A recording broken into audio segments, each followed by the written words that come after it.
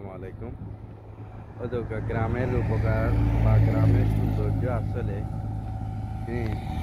যারা গ্রাম সাইডে আছে, হাওর আছে, বিল আছে, দেখতে অসাধারণ সুন্দর।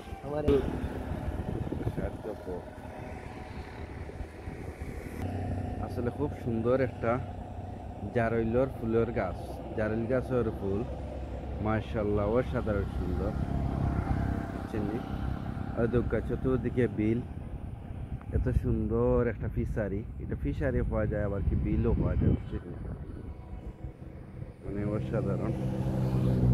ও দেখানে সূর্যের কিরণটা খুব সুন্দর আইছে,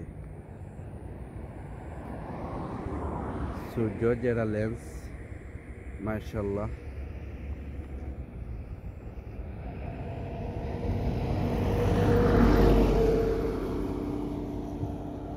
গ্রামের রূপ, গ্রাম বাংলার উপকার অসাধারণ সুন্দর। যাই হোক, ইনশাল্লাহ নেক্সট ভিডিওর জন্য পরবর্তীতে ইনশাল্লাহ আবার দেখা হইব। আসসালামু আলাইকুম রহমতুল্লাহি ওয়া বারাকাতুহু।